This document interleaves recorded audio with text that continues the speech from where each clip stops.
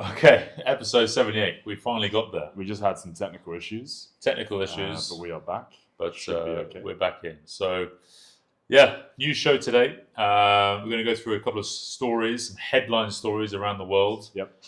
Mostly in America and Saudi. And who knows what else will come up today, as normally happens on a news show. But, I think first I really wanted to start with Yoga International Day. I mean, that's coming up next Saturday, 21st of June. Yep. So I really wanted to get your thoughts. Put me on the spot. You put me on the spot. How excited you're feeling about it. I mean, there's a lot of events going on in Riyadh. I've seen. Yeah. There is, I'd say, too much. Too much going on. Maybe too much. Too much going on. Maybe too much yoga on International Yoga Day. But can there be too much? Honestly, I don't really give a shit. I'll be honest. No. That's what I was trying to get at. No. I mean, it's like there's international days for everything. So I think it gets diluted. This would be my All take. the international days have been diluted. This would be my take. There's a day for bloody everything. Yeah. So it doesn't really mean anything. There's like, you got like, what are some ridiculous days they have? International, I was about to say Women's Day. That, yeah. Father's Day. That's the only one that should stay. Father's Day, Mother's Day, fine. Yeah. Maybe like a, what do we have in the UK for World War, the wars? November, the Remembrance Day. Things like this is fine. You start having like Steak and Blowjob Day. That's one. That's one. Actually, I'm not necessarily against that one, but they start becoming ridiculous. So why is there one for you? Well, there'll be a High Rocks Day soon. There will. There will be. There'll be a day. We do all day High Rocks. High Rocks in around all day. Yeah. Is there a CrossFit Day? People have tried to make one. I'm sure. There must be. You got a Gay Month or Pride Month. That's this month, isn't it? I mean, it's a whole month. I think June is LGBTQ month. I forgot. I need some nicotine because I've only got 5 shots of espresso today. Do you want to tell everyone what happened with your Starbucks order? So I ordered a Starbucks today, large iced Americano.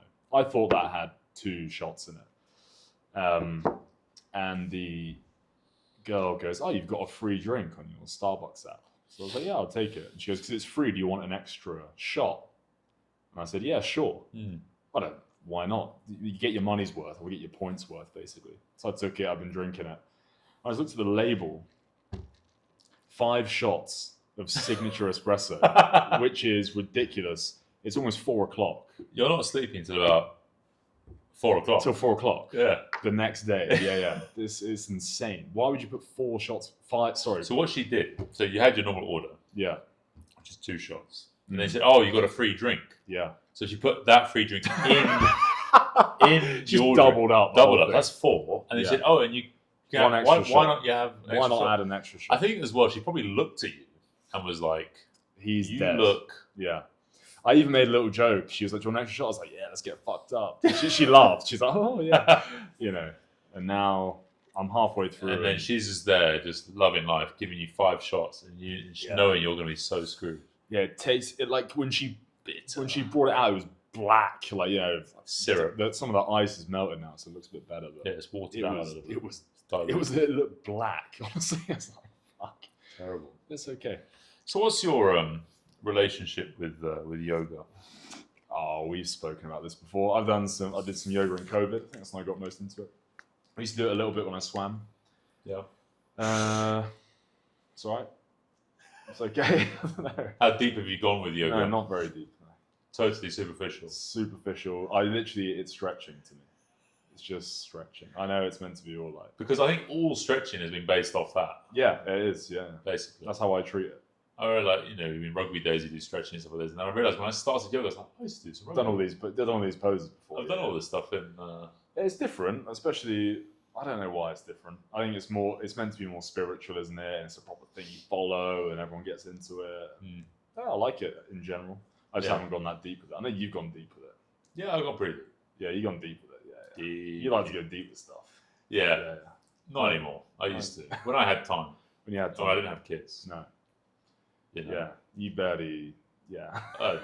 You could go deep. Like, when it's just you and you got, even if you got a wife or partner, you got time for yourself. You got so much, you don't have to spend time with her. No. You go deep on. She's like, "Adam, can we go over on a date?" And you're like, "Fuck off! I'm doing yoga." I'm stretching. I need to stretch for 3 hours a day. Leave me But alone. this is the thing, like when probably a couple of years into when me and Charlie started going out, it was I used to stretch a lot. I used to foam roll. I didn't use foam roll. I used to use unopened lemonade bottles. They're perfect. 2 litre bottles. Yeah, they're perfect. Those I used to foam roll on a wine bottle, which was stupid because I wanted something smaller circumference, so it would just get in more. Jesus. Yeah, just straight in. Really in. Get right in. So I used to use like wine bottles. And people used to say that you're an idiot because that could smash and go through your thigh. Did you ever break one? No, never. What's the? I'm light as a feather. I was light as a feather. I just roll. So. The last thing to describe you is a feather. That's the last object I'd describe you as. Yeah, no, it's foam roll. Yeah, foam roll. I remember I was. You know what? This is it. Because when it was at Bath University, my first year when I was doing Spanish and Russian, I hated the course so much. I didn't go to any lectures. So I had all day, every day to myself. Yeah. And Charlie was down in Plymouth at the time. So I was just, Big up Plymouth. So I used to foam roll 3 times a day, stretch all the time. Yeah. But going forwards a bit. So after uni finished, working, I had nothing, and I was just living at Charlie's parents' house with her. We were just living at her parents' house. And I was in the room, and I used to stretch, but I used to just stretch. Starkers. Yeah, cock out. Just in her bedroom. I was there. Yeah. They're all downstairs, and I was naked. Yeah, just arsehole. Yeah, I just love it, It's the best range of motion, no catching on any shorts. Look, when you have actual legs, you realise you need space. You got to have space. And chafing's a real thing. Yeah. And, there's always just obstructions with clothing and things like this. So naked, I always found was the best way. Stretch naked. I agree. Well, I was going to say, this is actually quite a good topic. When you're, like when Connie travelled, she's gone for 10 months.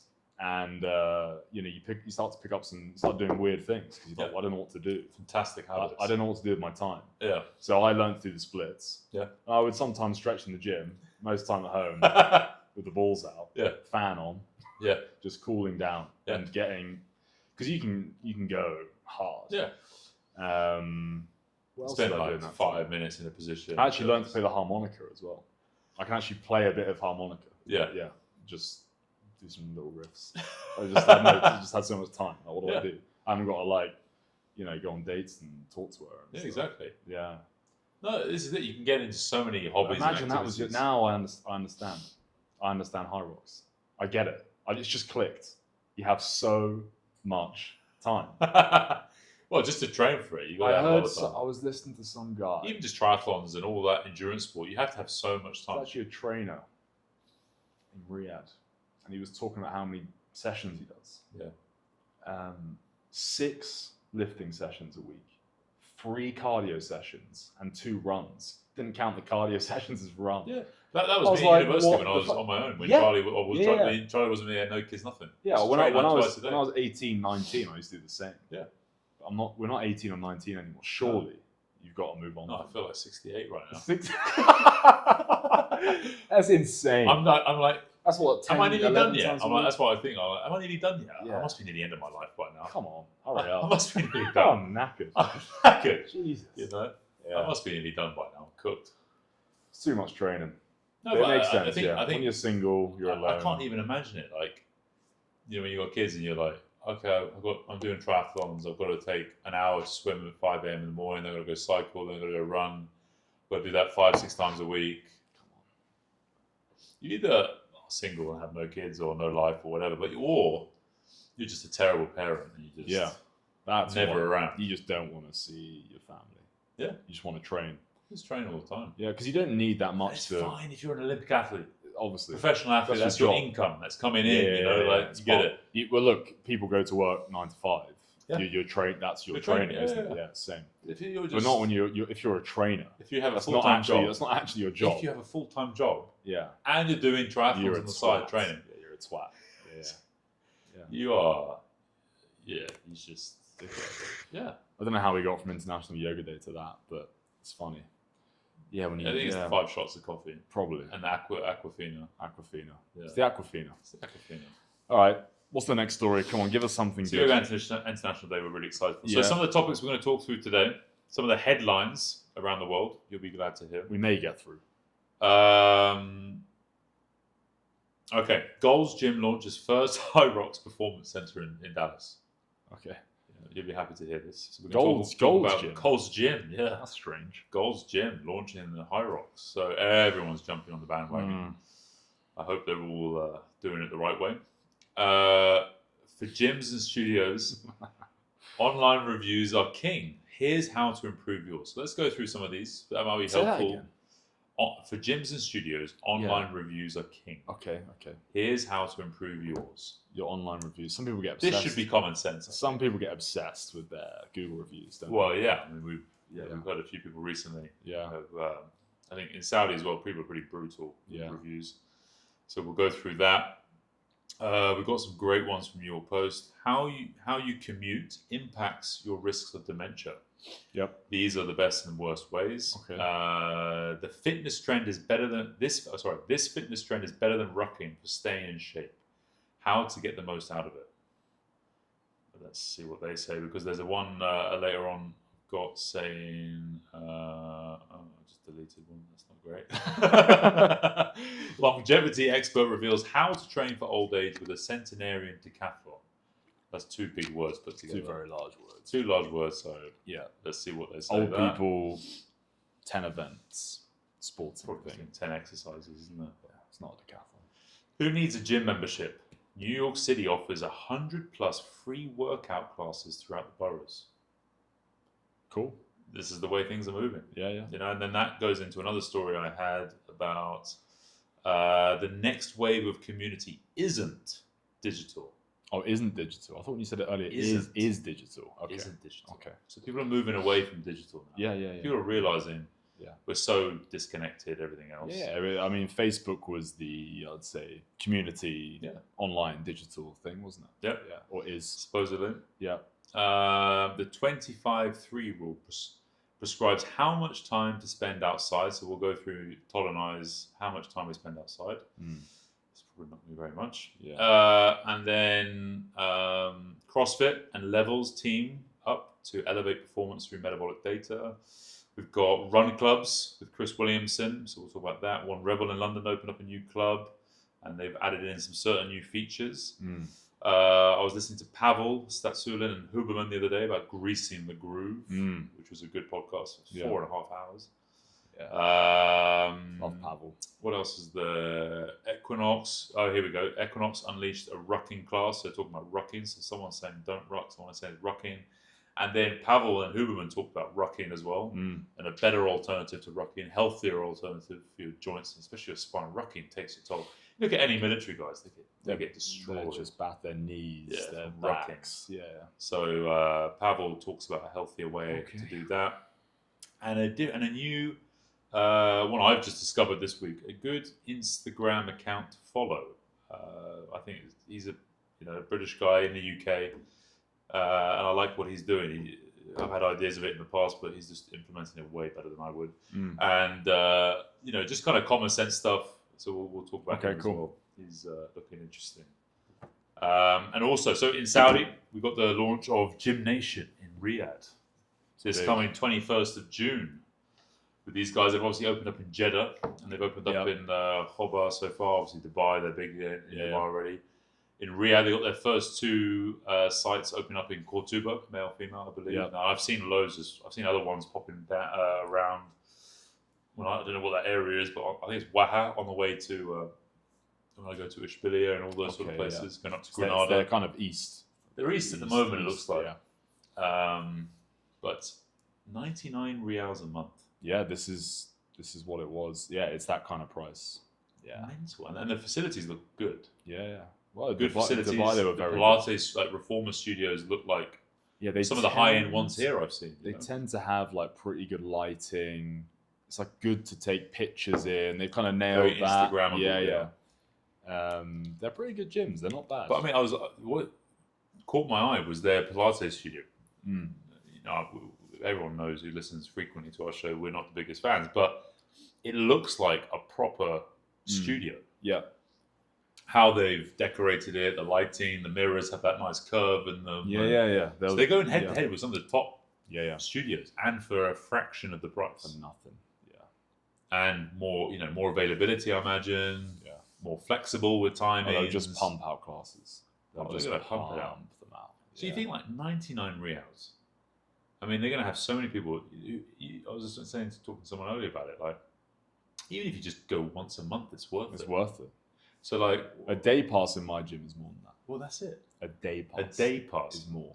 And someone I was talking to was saying that their day pass was about 100 odd reals as well. They're doing 99 for a month. Facilities are better. Watch out. So this is, I think, a good thing because I think people, especially here in Riyadh, I don't know other markets. I've never been to Dubai or anywhere else, but the prices for things in fitness are ridiculous. Yeah, all the time. stupid. Yeah, people are paying way too much for very little value, and what you get for your money doesn't match. No. It's purely because there's so much demand and little supply. Yeah, and they've been getting away with it for forever, for years. Yeah, a long time now. You know, so all the best to Gym Nation. I like what these guys are doing, and I think I'll probably end up going there. I think it makes it once they start opening up some locations nearer where I am. But you know, it just makes sense. Yeah, it shouldn't be this much. Some of the prices that are being charged here, and the quality is so bad. Yeah, yeah, but most of the time, like, there's a lot of people that just want access to a gym. They don't care about like classes or anything. They just want to turn up to a gym. You shouldn't have to pay like 6,000 a year for that. It's not right. Yeah, that's like the kind of average rate, isn't it? Around that Pretty 6, much, 5 to 4 to 6 or something. And like that. it is too much if you just to turn up to a gym, really, for what you get. But these guys will have everything. So, yeah, good on them. Well, this kind of leads in, talking about cheap and things being kind of more accessible. Is kind of these run clubs. I've seen run clubs everywhere, especially Dubai seems to be massive. Yeah, there's a couple here in Riyadh we see. Yeah, and then they're just taking off everywhere. In Miami, obviously, see them, and even in London. Yeah, run club. What are your thoughts on run clubs? I think honestly they're good. I just think I don't like it when businesses try to do them. It's not the point. Inauthentic or yeah, it's just not the point is it's no more than someone starts a free community. Running is free. If someone's charging you to run, I think there's an issue. Especially when they're not most of the time not adding any value. No, it's just there's like a route we're all going to run. You shouldn't have to pay for that. I'm sorry. Yeah. Unless look, if you're getting timed, if you get if a marathon or something, okay, you're getting timed, you get the shirt, it's like something. Yeah. But the run club it's just a weekly thing. You turn or bi-weekly, whatever. You do it a couple times a week. You run together. Some of these ones in Austin are huge. New York, I've seen massive run clubs. It's good. It's good to have people coming together and running together. But I just don't like the side of it when businesses get involved. I think it's kind of they're trying to jump on like a free community thing. And they're trying to sell you stuff and it's like walking groups, running groups. Free, they're free. It should be a free thing. Let the people. I can imagine do it. From the business side, they're thinking like, we're giving you extra value because you're meeting, networking other people, and you're meeting other people, you're networking. We're bringing you these other people to socialize with. That's what I think from their point of view. I understand their point of view, but people can do that on their own. It's not. It doesn't need to be well organized. Yeah, it's the point. It's not like take RWC events. There's a lot of organization that goes into that. Yeah, to plan everything, you got to get vendors, DJ, da. Like a run club is like, okay, there's a route we're all going to run. It starts at 8:30. Meet here at 5 a.m. It doesn't really matter if you turn up before, after. Like you're going to be running with people. That's the point. You might see some people that you ran with last time, and it doesn't need to be any more than that. It's like one coffee shop. We do a loop back to the coffee shop, have coffee together. That's it. Yeah, doesn't need. You haven't got an instructor or a coach or anything to go with it. So it's good to let people have their own communities that are not always paid. I think is good. Yeah, I think so. And I think this goes into the New York Post kind of article. So, who needs a gym membership? New York City offers 100 plus free workout classes throughout the boroughs. So, where is it? Let's get to the main bit. So Shape Up, New York City hit the ground running in 2003 as a public health push by former Mayor Mike Bloomberg. The program initially focused on Harlem, the South Bronx, and central Brooklyn, home to alarmingly high rates of chronic diseases such as obesity and type 2 diabetes, mostly because of fast food, I imagine, in the poor areas. The life expectancy in these neighborhoods is lower than everywhere else in the city. So Shape Up New York City is a citywide with 100% free workouts offered in the parks, libraries, community centers, beachfront boardwalks, and even online. Van Horn said dance-based classes are consistently the most popular, with one Zumba class in Flushing, drawing more than 100 participants each week. New Yorkers can also belly dance in Brooklyn or break a sweat in a high-energy dance cardio class with sweeping river views in West Point. They can dive into mat Pilates. They have yoga. They do find those in with slow flow classes. They do a running group to build up to your first 5K. It's funded by it's funded by the budget of $160,000, led by a mix of paid and volunteer instructors who undergo a 12-week training program. Before I came to Shape Up, and I think this is is what we're kind of doing. Is a similar thing with like this is with YWC is like fitness doesn't need to be costly. No, shouldn't be. No. And it needs to be more accessible to all. I think this is a great program.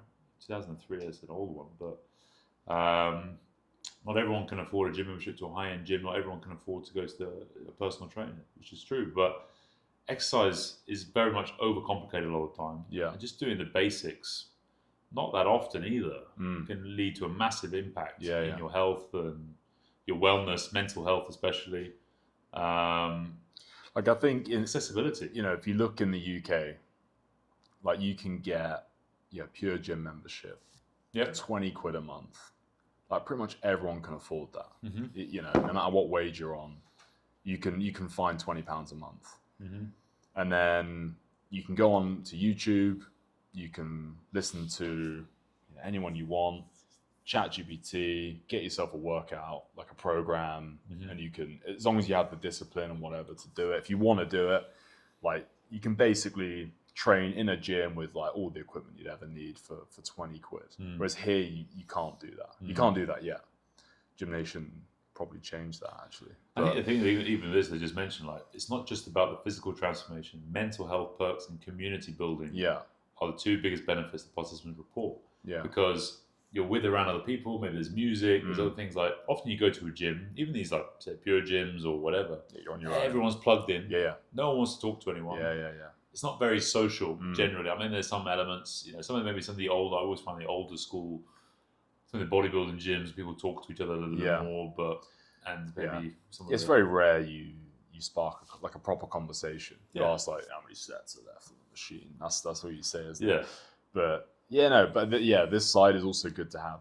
It adds to that, doesn't it? Like imagine you had your gym membership, you do one of these classes a week for free, so you get your community, you get your good resistance training, like you can build like a really decent training program for like no money basically. Even just doing that, if you did that a few times a week, and for some participants it's their only daytime interaction because they're always on their laptops and all this sort of stuff, especially now working online. I would say the sense of community and belonging are on par with the physical benefits of exercise. This one lady said, and this is the thing, like people ask about longevity, and I was reading, what's his name? Gary Brecker was on a podcast recently with those two coffee guys, I can't remember the name. But he was saying, like, you look at all the blue zones, the centenarians, people who live a long time. It's not about the diet. And sure, they eat majority of their diet is whole foods, whether that's high fat or high carb or high protein, or because Hong Kong has the highest rate eats the most protein in the world. Mediterranean eats the most fat. Then you have some other guys who eat the most carbs. They all live to a long time. You know what I mean?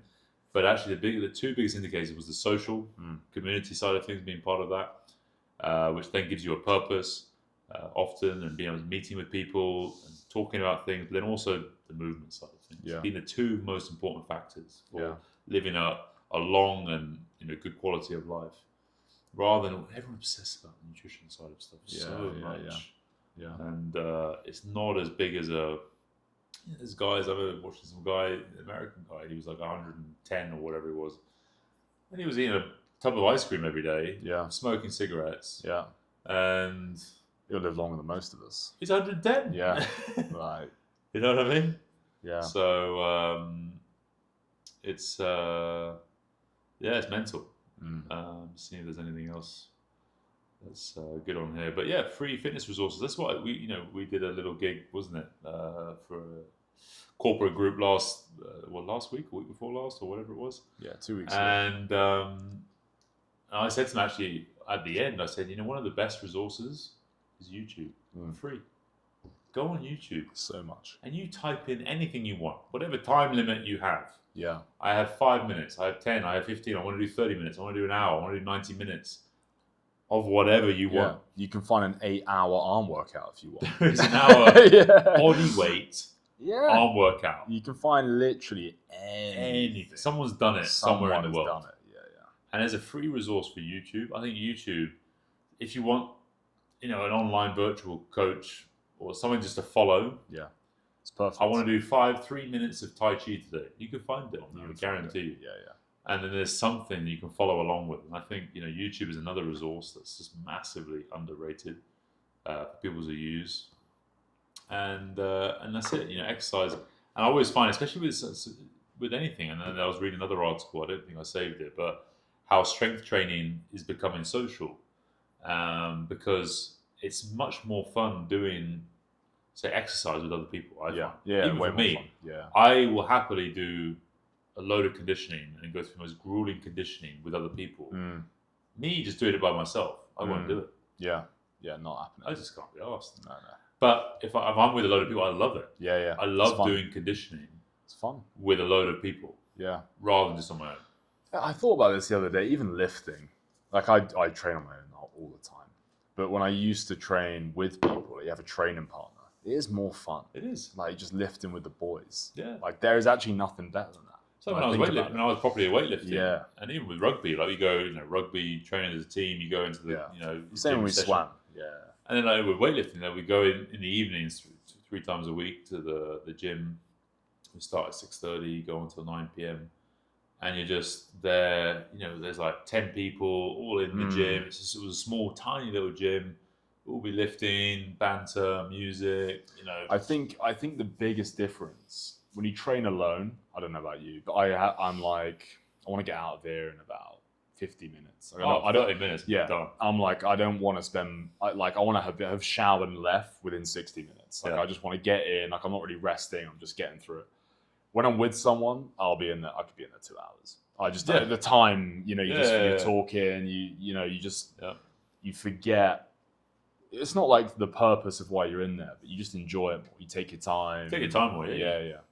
And I think that's like you enjoy the moment. I think. Yeah, going to this kind of like this podcast I was listening to with Pavel and Huberman, talking about Greece. I've read pretty much all of Pavel's books over the years. Yeah, all his stuff, strength training, popularizing the Soviet Union systems, and and he was saying on his most recent one about Grease in the Groove, where you lift 75-85%, you do half the reps of what you could do, or the Russian system was always like 1/3 to 2/3 of what you could do. They're never failing a rep ever.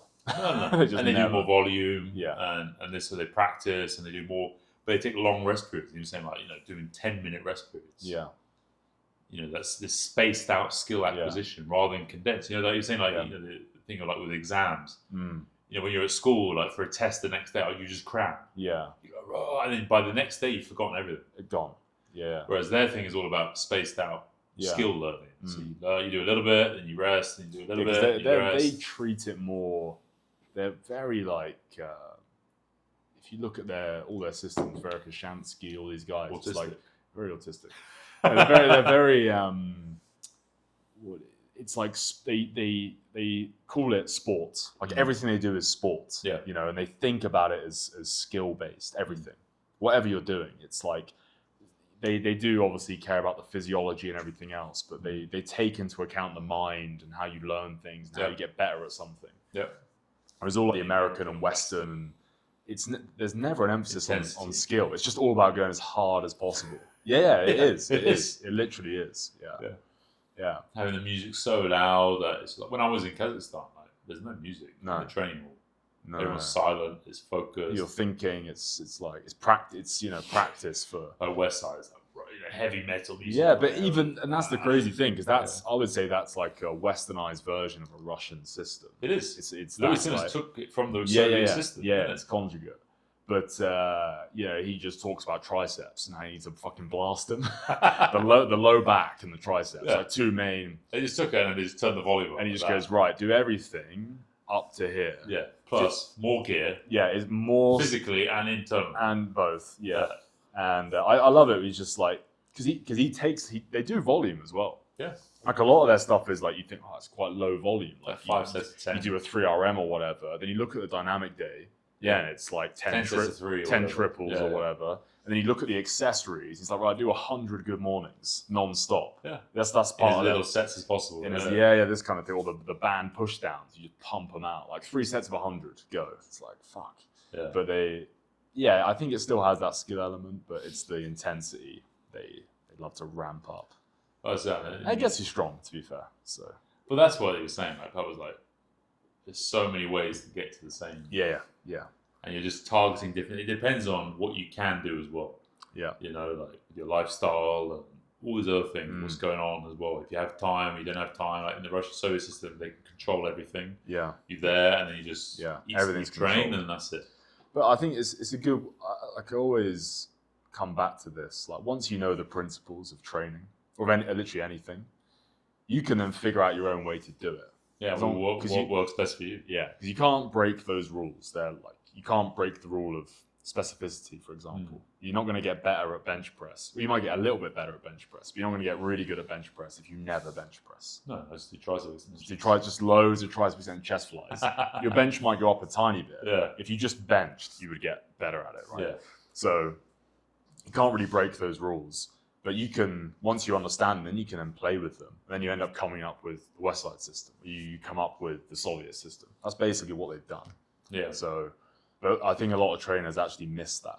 They focus too much on the methods, forget about the principles, and then they start chasing all these strange methods. But methods and the technique, all these specialist techniques, all these like programs and what. But it's like if you know the principles, you could come to a Poliquin program. You could get to that point of kind of figuring it out yourself without reading a Poliquin program if you understood the principles. Even though he blasts through all the principles and makes it fucking insane.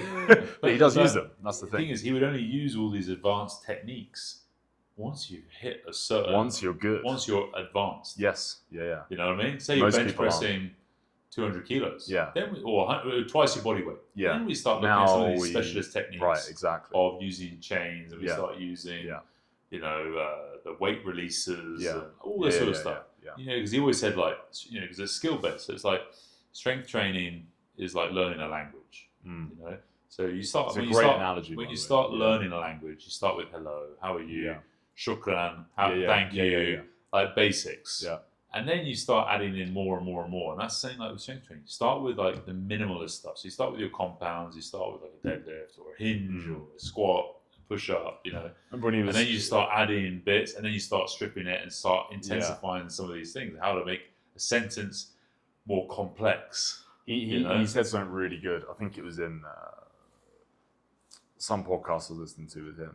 Yeah, and he was saying, when you're advanced in a language, you can be funny. That's like the point. You can make a joke, but you can start to play on words or whatever because you understand it, and that's like the elite level of strength training, the equivalent. It's like that's such a good way to put it. Yeah. How we can't make it. Well, maybe you could make a joke in Spanish. I definitely can't. No, you can't. Yeah, without offending someone. Without, But that's it. So principles always go back. Yeah. I think this is another way, like with this kind of greasing the groove. It's if anyone who's listening, like studying. Strength is the mother of all qualities. Whether you want to improve your endurance, whether you want to improve your power, whether you want to improve anything in between. Yeah, you've got to build strength first. And this is where CrossFit went wrong. Yes. You ever read their manifestos and things? No. It just says no way. they essentially say that work capacity is the mother of all qualities. They say that is just Get your really fit, your aerobically output. fit. That's what they claim is the mother of all capacities, which is not. They literally they broke a principle. They forgot the principles of training, created CrossFit, and that's why they listened to one of their CMOs. Yes, who was like, okay, this is kind of fitness. who like didn't really endurance, know about that's strength just... training. It's got to be capacity, and sure, it's probably the second most important in CrossFit. If you're not strong, you can't like. They forgot the point of like, right, let's say it's a 40 kilo snatch workout. If you can't lift the 40 kilo snatch, it doesn't matter your work capacity. You forgot that's the first layer. Then it comes to capacity. Because you build skill in an exercise or a movement pattern or whatever in an exercise. Give yourself plenty of rest. You can actually perform it. You build some strength, and then what can you start doing? You start reducing the rest period. Yeah. Build density. And then you get to the point, actually, this is conditioning now. This is now conditioning. Yeah. So a progression model can be, right, I'm going to do 5 reps of push-ups with a 2-minute rest, 3-minute rest period. Once I can nail that and it looks good and it looks effortless or whatever, then I can start, and that's another part of the grease the groove thing. Right, I'm going to go from 3-minute rest period to 2.5-minute rest period. Then I'm going to go to 2-minute rest period. And then I'm going to go to 90 seconds, then a minute, 30 seconds. Then I have no rest. Yeah, I'm going to do 5 sets of 5, which is now basically 25 reps in a row. Yeah, gone. Yeah, it's a great way to say One set of 25. Yeah, great way to instead of 5 by 5. Yeah, great way. And one of the strongest bits, me and my mate, 10 odd years ago, we experimented by doing that by reading one of those books, Base Building by Paul Carter, brilliant book. So simple, but it was basically essentially that is like just start, with a strength 5 by 5, 3 to 5 minute rest, whatever, and then just start reducing the rest period until you're doing 25 reps straight. Until you're doing 25 reps straight, which is with the same weight. Yeah, it's so impressive. And then you go back to 5 by 5, but you make a huge jump. Oh my god! Because you get a fucking rest. Because you get an actual rest. Yeah, and that's the thing. So like, I remember we experimented with it, and after like by the 9th week or whatever it was, 10th week, we did the one set of 25. It was brutal. Yeah. But you did it, and then we jumped up like deadlifts, where it was by 40 kilos to go up to the next one. because you can. Yeah, it's like what's your 25 rep max? You can do whatever that is for fucking 5. Used to be your 5 rep max. Yeah, insane. Or it used to be probably 80% of your 1 RM or whatever. It's crazy. Yeah. So I mean, that's the thing. Like, and this is where I remember, like, especially with weightlifting, because it's got that strength and the power element of it. The speed, strength, and strength, speed work. Yeah. So you're developing those quantities, and obviously a lot of strength skill work as well, because you do a lot of patterning work. And I would, that was my main thing. And then once a month I would go down to Bath, like I used to say, go see Tom. Yeah. And he was all conditioning. Yeah, just beat you up. But I could do it. I was better than everyone else most of the time. You're strong. Just strong. That was it. Yeah. There's the guys used to run and do all this conditioning. Rob used to say to me, my old S&C coach, he just explained it to me one time when I was like 15. He just goes, look, I can't remember the exact exercise example he gave, but we'll put it like this. So he said, right, I think it was this one. He said, let's say your back squat max is 100 kilos. Mm-hmm. And every time you pedal on the bike, you're putting 10% effort in. Yeah. So it's 10 kilos of power, let's say. He said, imagine if we got your back squat max up to 110 kilos. Now it's 11 kilos of power, you're 10%. Yeah. So if you were squatting 200 or 220, it's just less effort for you. Mm-hmm. You can put in, lighter. You're putting in 6% effort, everyone else is putting in 15% effort or whatever. So who's going to fatigue faster? There's a relationship between submaximal and maximal strength. Mm-hmm. That's it. Yeah, as I was saying, my coach when I was weightlifting, he was like, okay, so Adam, you want to start doing weightlifting, right? Yeah. I said, yeah, I want to do Olympic weightlifting. He was like, okay, what's your current deadlift? I said, well, it's like 200, something like that. He said, yeah. So, and how much you're clean? And I was like, oh, yeah, I'm clean like, I don't know, it's like 100 at the time. Yeah. I said, okay. So, if we go up to 300 kilo deadlift. But this is, so say, 200 and 100, so 50%. Yeah. So if you're doing 300 kilo deadlift, that 100 is going to feel like nothing. Yeah, you just will clean more. Like, you will. Yeah. So that's the goal. Let's go. We're going to get you up to there. Yeah. I was like, okay, fine. That great. Makes sense. Yeah, and then also you get a 300 kilo deadlift.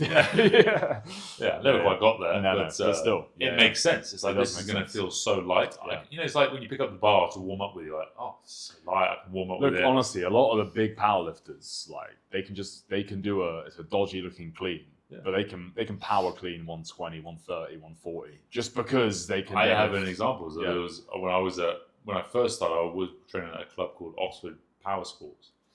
And there was a guy there, a guy called Ben Kelsey, and he actually ended up being a world's strongest man competitor. Yeah. So he was doing hours. It was 2 squash courts converted into a gym. That's what I used to train in like that. Yeah. No, it was freezing cold in the winter, boiling hot in the summer, and this guy Ben, he was huge. He was like 6'5", 4, something like that, around that range. And again, he used to deadlift 300 odd, whatever it was. And he's like, I'm going to do a bit of weightlifting on the side. He could power clean 180. He just keeps fucking strong.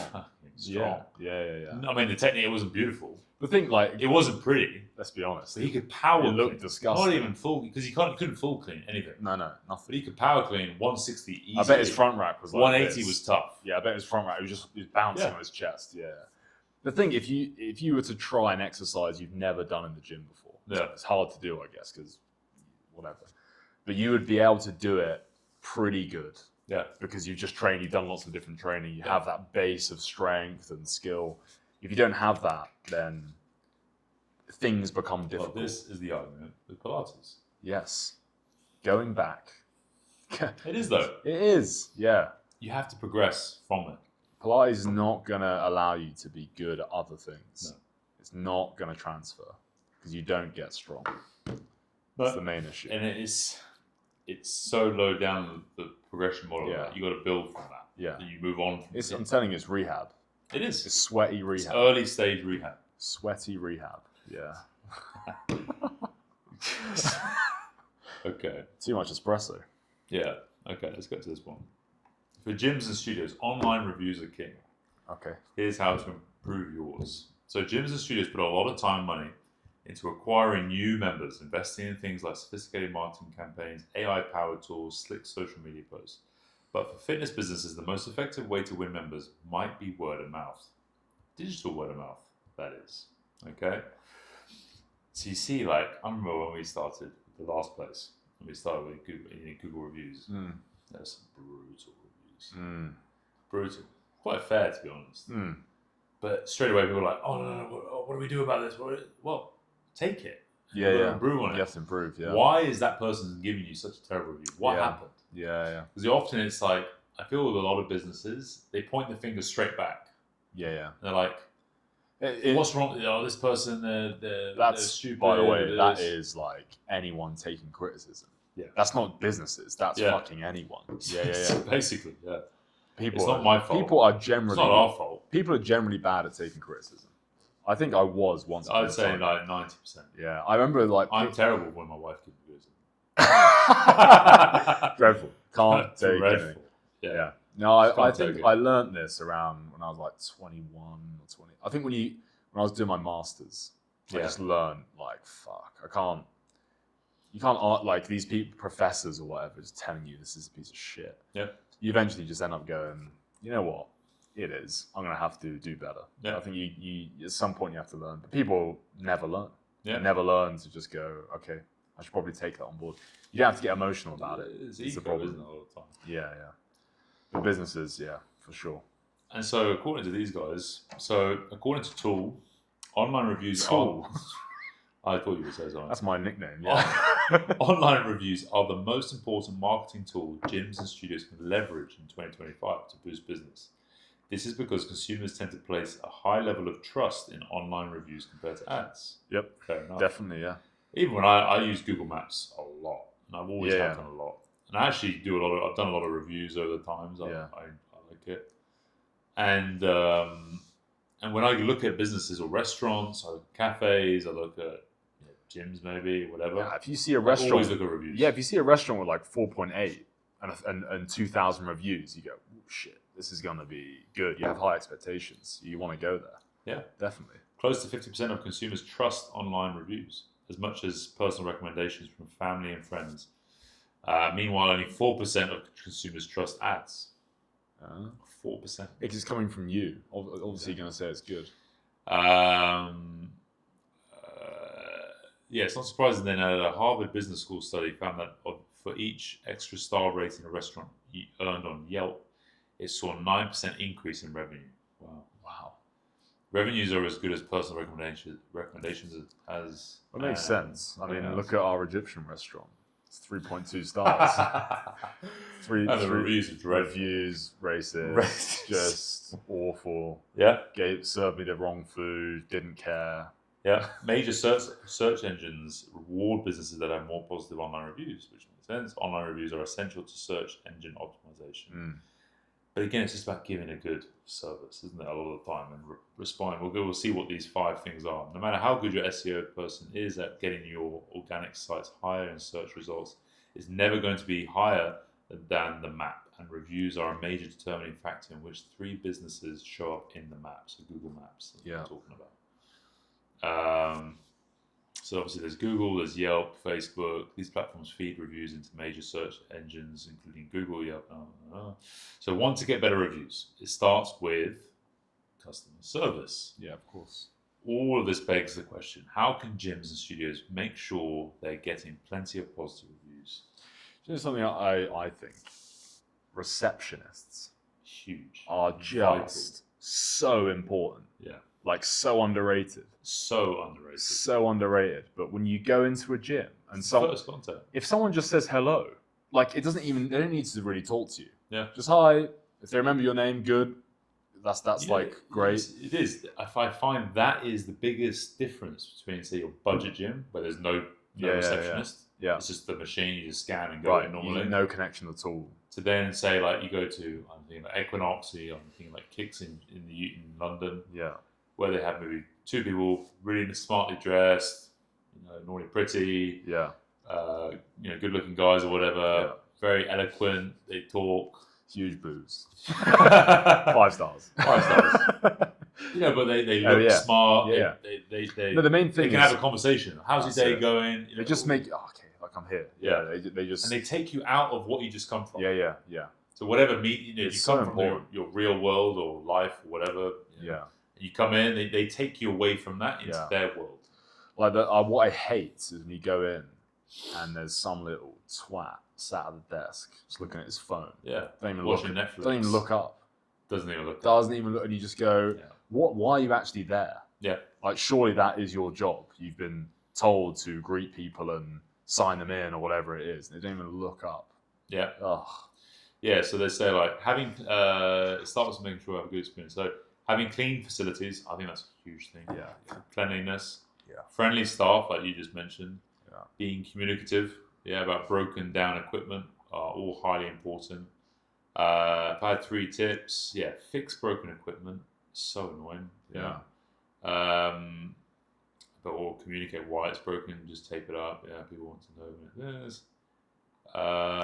Make it easy for members to leave online reviews. Must make it easy because it's a bit suspicious. I think otherwise, if you hide it, if you don't. Tool says businesses shouldn't use QR codes as a way to encourage reviews, since busy gym goers often walk right past those signs in a rush to move on with their day. Instead, gyms should implement things like text message and email campaigns that allow members to quickly write a review from their phone in one click. Yeah. You need a process. Any sign in a gym, you do not read. It's just gone. Especially to put your weights away. Put your weights away. Yeah. I'll read it and leave them out. I think once, especially if you go to that gym often, everything you just blend. You don't notice things. It's like your own home. Yeah. It's not easy for gym owners to put a process in place that's consistent 365 days a year to make it easy for members. Hundreds of gyms throughout North America. Blah, blah, blah. Whatever you do, don't bribe your members to leave. Why? Why not? This is your tactic. I would do that. You would bribe. Free protein shake. It's not I mean, It's great. You're offering. Free protein shake Yeah. if you give a review. It's a gesture. It's got to be 5 stars. Yeah. Like that gesture. It's like with Uber, isn't it? And if they leave a The 4, Uber driver's here to tell you, give me 5 stars. give me 5, and you're like, you are horrible. Leaving I me nearly alone. died 3 times. Literally, you almost killed me. You're trying to chat about my You're wife. driving with your foot. Yeah, you got one foot on the Scabby dashboard. foot. One foot is up on the fucking windshield. The other one's pressing the accelerator. You're watching Netflix and you're like, Yeah, and you or got OSN. you're playing. Fuck, Jesus, football's on. You don't give a shit. Give me 5 stars. 5 stars. Bloody Abdul. Yeah. So what's that? Bribery. I'm not reading. But so what they're saying is just do a good service. Okay. So that's the second tip. Don't bribe people. That would be common sense, I think. Don't know. Third tip is respond to every review, whether good, bad, or ugly. Fitness businesses should respond to every review they get, whether that review is positive or negative. Don't just delete them. Which you'd be surprised some people Just do. delete. Just delete. It didn't happen. Eliminate. Yeah, censorship. Yeah. I agree with that, but that's important, by the way. I yeah. think you should talk to your customers. Showing that consumers are more likely to choose businesses that respond to reviews. Positive reviews, a simple thank you message will do the trick. Responding to negative reviews requires a more strategic approach. Don't get combative in your responses to negative reviews. It's an online conversation for the whole world to be a part of. This is why, we have certain strategies within our business. Yeah. But that doesn't mean you should take it on the chin and just apologize for everything that everybody complains. Actually, I was going to say this. I mean, when you get criticism, this is personal or business. You have to take it, listen to it, and then actually go, okay, is that correct? Do you think that's warranted? You have to kind of step back, I think. Take your emotions out of it. Just go, is that true? That level, warrants some sort of self-awareness. Yeah, because sometimes most people are delusional. Sometimes some people give you criticism and you go, yeah, shit, that's 100% true. Yeah. Or sometimes they say something and you go, actually, I have a reason for that. There's a reason why I did it this way, or there's a reason for this. And but it's hard to do. It's not easy. No, it's not. But it's definitely, you can't just take everything. So they recommend that fitness businesses stay calm and measured. Usually it's best to stay on script or use ChatGPT.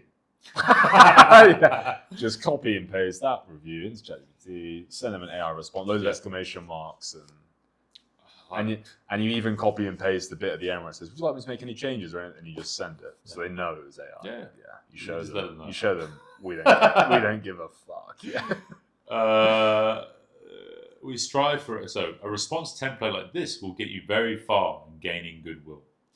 We strive for a 5-star experience with everybody that we see.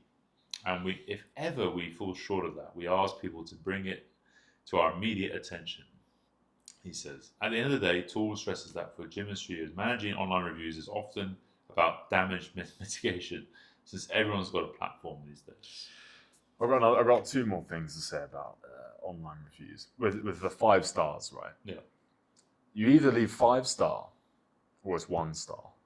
When do you ever like, that was 3? I do it all the time. You give them an average review. So, this is more annoying, actually. Because that's what I was going to say. 3 is more annoying. Because if you give a 1, it's like, okay, they're pissed. Yeah. Right? But when I'm about to write a review, I either go, that was annoying, I don't want to do this. I'm giving them like a 2 stars. Like, okay, this was all right, but I was pissed off in general. Mm-hmm. But 5, if you just had like an all right time, I'd probably give a 5-star review. If the guy was nice at the door, you'd give a 5-star. When do you give like a 3.5-star review? When do you actually rate it? Like, when do you actually... what is your parameters? Where do you sit? What's 5-star? Because I basically either give 5-star or 1 or 2. You're brutal. I've never You're given... so cocky, you're hot or cocky, That's it. Yeah. And usually it's based off if the person I spoke with, I feel sorry for them, or I just like, if I'm like, he's nice, I'll give 5-star, and I'll mention his name or something. Yeah. Yeah, that's good to do. Yeah, I think, I don't know, these guys, but look, quite an interesting article. Yeah. Actually, the other thing I wanted to say, is there like a way, like, do you reckon there's sabotage? It's like with bots and things. you could just get 1,000 Russian bots just to bombard a business. 100%. And you, Who was saying, I think it was on Joe Rogan's show, one of his guests that he had on was saying that, this ex-CIA agent was saying that up to 80% of all interactions online are bots. so imagine you just go, right, this business is competing with us. Just send 10,000 bots to their Google Maps page. You know what? I've leave never 1-star met reviews. anyone in person who is like full blown, like, actually maybe one person, but who's just always online, just talking this, talking that, doing this, saying shit about this. I don't know any of them. No. Maybe they just don't talk about it. I don't have any friends, to be honest. I think you don't know anyone. I don't actually really know. I don't talk to anyone. You know me. I just send you people dying. I keep on my Instagram. circles small. Yeah, very small. Yeah. No, but I wonder if people do that. They must do. I know Musk is a troll. Yeah, he's a troll. Yeah.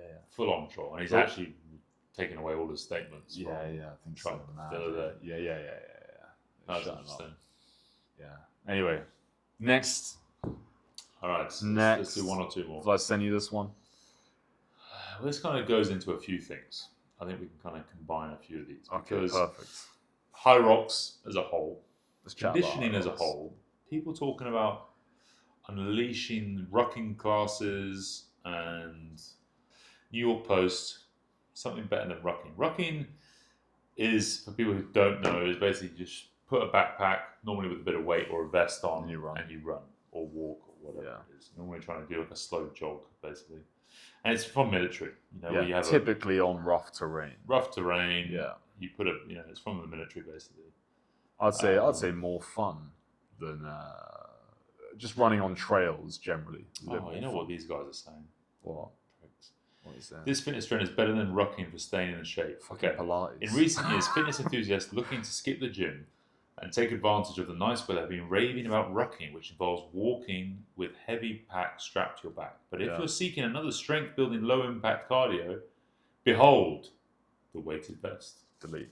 Get rid of that It's the article. same- Get rid. It's the same thing. That's not anything different. Oh, yeah, so... Delete it. Yeah, look, Doesn't matter that much. Just whatever. Yeah, I'm not even going to read If you can afford a weighted vest, get one. What makes it better than rucking? It probably is safer for everyone to wear a weighted vest than it is to ruck, only because all the forces are sort of pulling you backwards. So by nature, you're going to alter your posture. Definitely a physicist wrote this one. The forces are pulling you backwards. Whereas a weighted vest, if it fits properly, is weighted appropriately. It just gives... I don't really think too much about where the weight's appropriate there when they design these weighted vests. They just stick it on where they can It's stick just it on. here and here. Yeah. If it's a rucksack, it's here.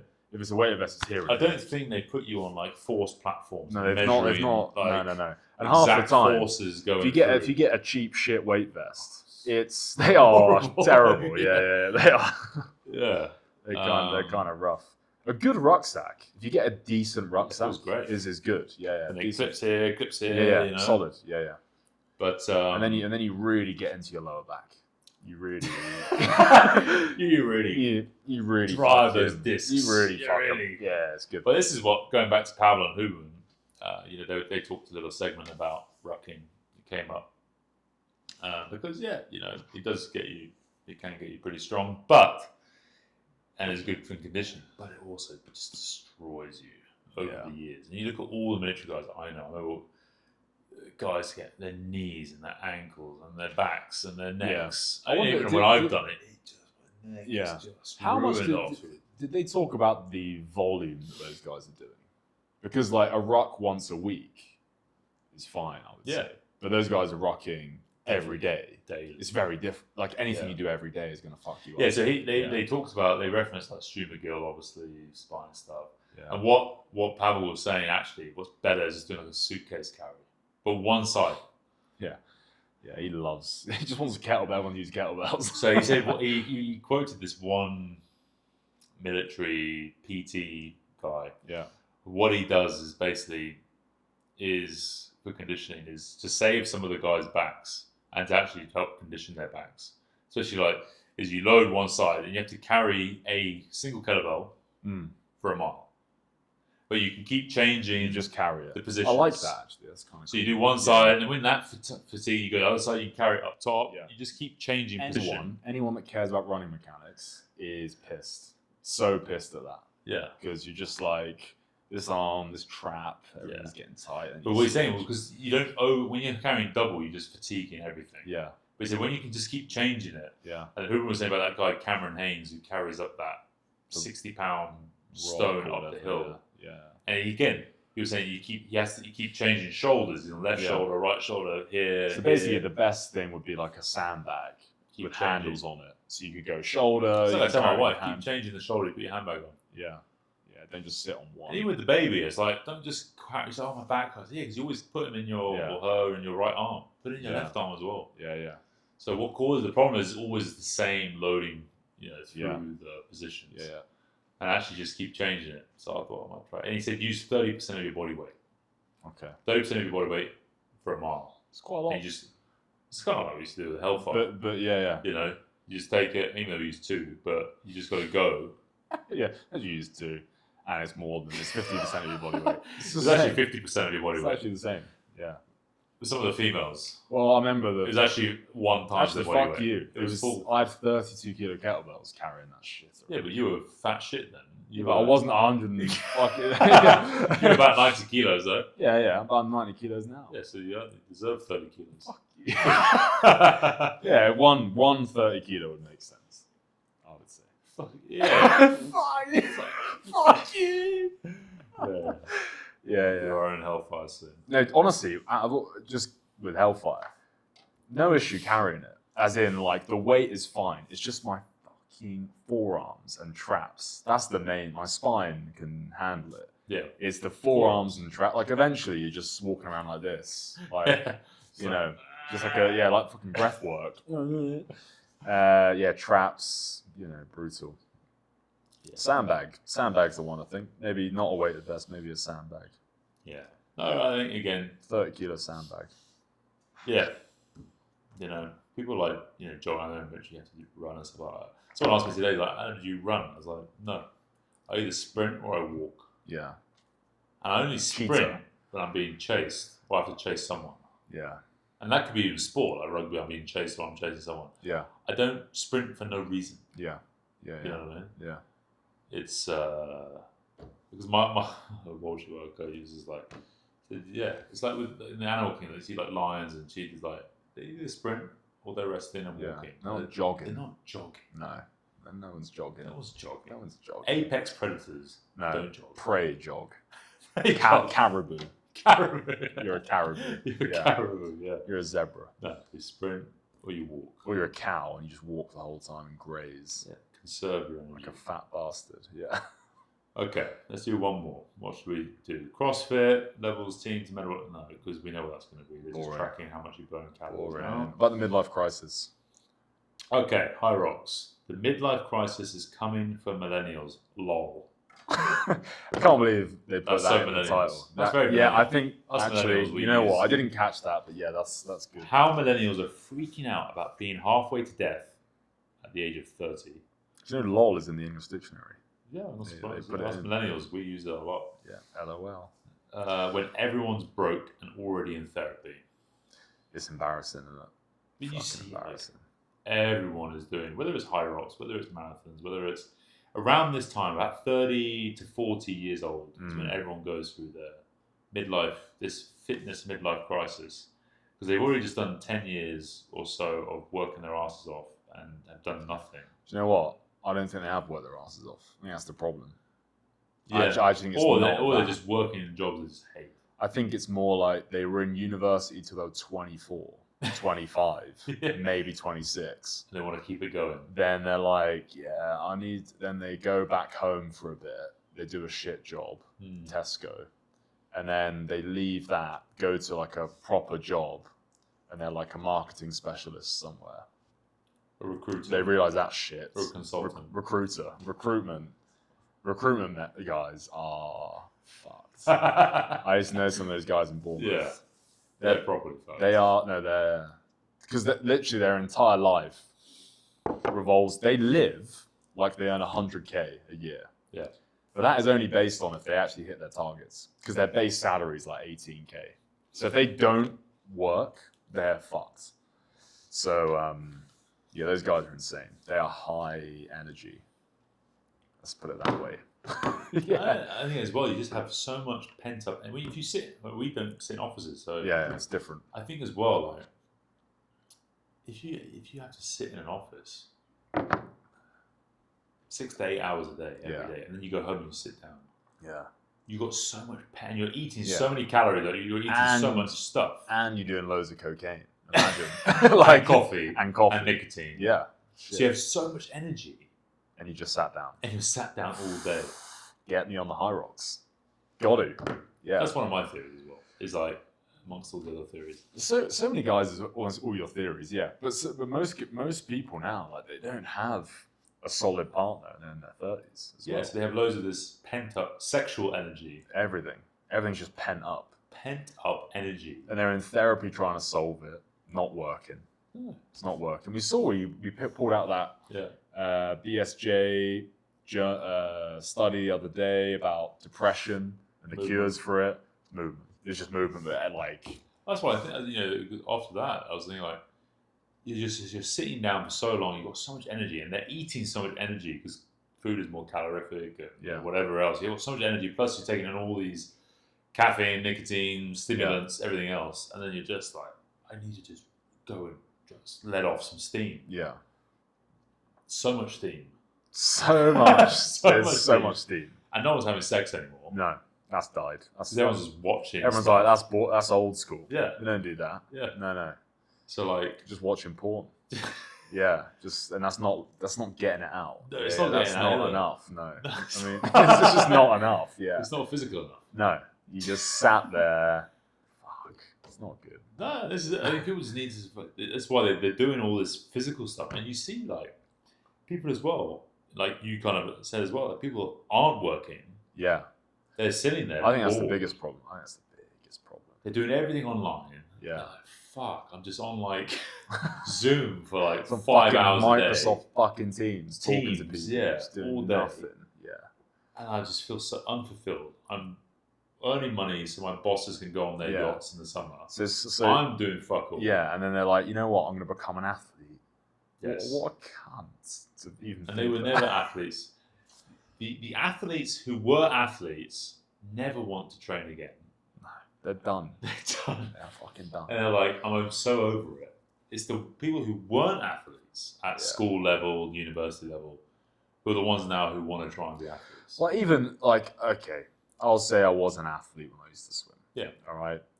I couldn't, national level. That's right, national champion, whatever.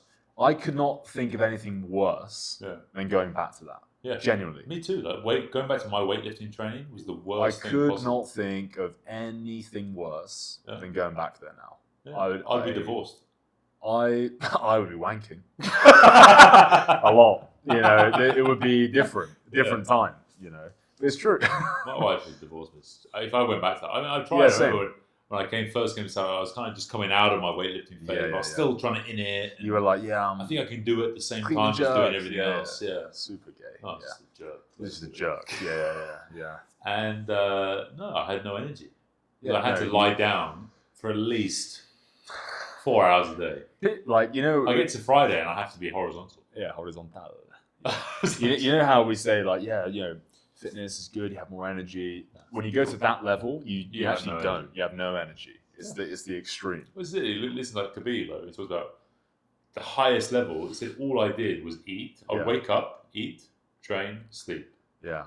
People get so distracted, they think... Train, sleep. They forget that the people that actually are athletes don't work. They don't work. Like they sleep that for like is 12 their hours job. a day. That is their job. That's why they train 9 times a week. Because they sleep 10 hours a night. Yeah. Plus they nap during the day. They're sleeping like crazy. They're eating properly. Even the amateur athletes that are doing it full time, they're going to the Olympics, whatever. They're not working. They're on a government fund. They're on a whatever. People forget that. Like you're not an athlete if you do high rocks. Just fuck off. Honestly, you're not an athlete. No, you're not. And this is the thing, like I think this is where people are so unfulfilled. I think this younger generation now, because especially say the UK, they're just like, what the fuck is going on? I don't know what the hell is going on. You see it normally with eating disorders because it's a form of control. Yeah, I can control what goes on. I what can't can control the you rest of the world. I control? can't control what my boss is going to do with me. If he's going to Yeah. fire me at the end of the year or renew my contract or whatever. What I can control is what I put in my mouth and how much exercise I do. Yeah. And for that split second, you get all the endorphin rush. You feel great, and probably I don't know any stats on it, but I imagine our generation is millennials and Gen Zers just so more drugs than ever, Yeah.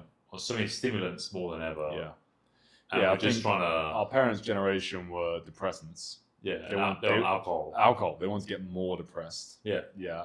they're on down. The goal was let's just feel worse. Let's really life is so good. Let's really dig into it. Let's I can buy a house at the age of 21 Yeah. for like £30,000. exactly Pay it off in 2 years and done. finished and just chill out.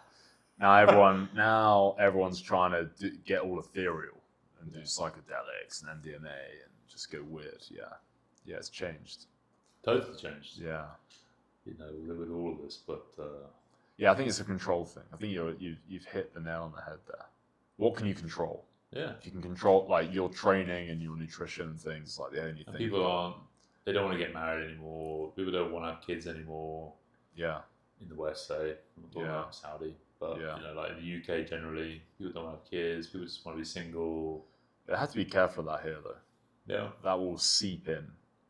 That kind of way of thinking will seep across. you see it from generation to generation. You see Yeah. it less and less. Like a lot of my younger clients, they're not having kids. Yeah, Saudis, yeah, they're not having kids. yeah. It's not Or they're having 2. You think like their father, You had 15. 8. Yeah. It's 15. Crazy, yeah. their father, they're like ridiculous enough. Yeah, there's 100 kids. Yeah. Yeah, they actually did. They did. That's the thing. Yeah. Whereas now it's like, we've had 2, probably going to stop. We'll have 1. Yeah, we'll just have 1. Yeah. It's mental to think. What will the next generation do? Will it go back? Will it go back? Or like, what do you think? One of my favourite books that I read during COVID. What was it during COVID? Yeah, it was before. It was the book by the Canadian guy, Stephen Arnhem, or whatever. He died, young guy. But it's the whole hard times create strong men. Yeah. Strong men create good times. The cycle. Yeah. Good times create weak men. Weak men create hard times. Yeah. And, I think here in Saudi, it's great times. But Yeah. that can lead to Yeah.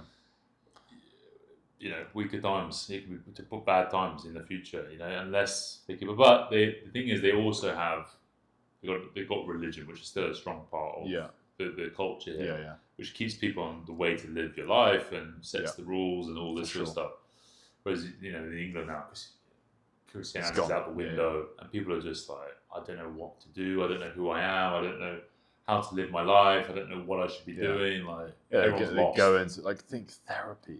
People go into that as that's a way to give yourself guidance on life. I think. Yeah, religion was the guidance for life. Yeah. This is how I live my life. But now that's all thrown out the windows. People are like, how do I live my life? Yeah. How do I cope with this situation? How do I cope with money? How do I cope with this? Just do high rocks. Yeah. I'm just going to do high rocks. and numb myself. I'm just going to run 8 kilometers. Because especially in the fitness scene, from my experience in London, they train a lot, but they also do a lot of drugs. Yeah. Performance enhancing and recreational. Yeah. They just go for it. Yeah. Just numbing. Like everything is just artificial, and everything's just It feels like they're just avoiding. Yeah.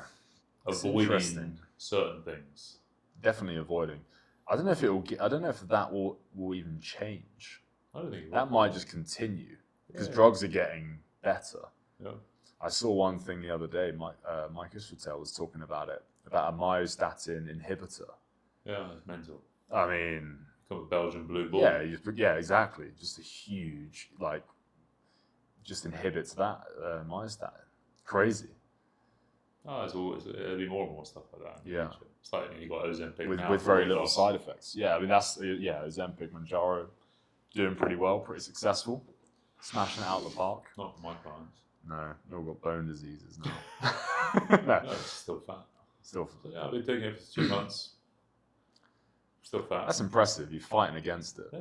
I just clapped about it. Well done. Congratulations. That's impressive. Yeah, Haven't lost a single kilogram. that's powerful. He's been fighting. He's a fighter. He's a fighter. He's a warrior. Yeah. He's a warrior. Yeah, there's no drug stopping him. Ozempic doesn't work. It's Useless. fake. Doesn't work. No. Rubbish. And he's telling me why. Just I'm eating healthily, and there's just the cake there. I'm eating healthy. There's a cake here. I'm so healthy. Oh, healthy. What did you have for breakfast? I had some dates. Cake. It's like the elephant in the room. Yeah. Anyway, Anyway. all right, let's wrap it up Yeah. for this one, and we'll see you on the next one.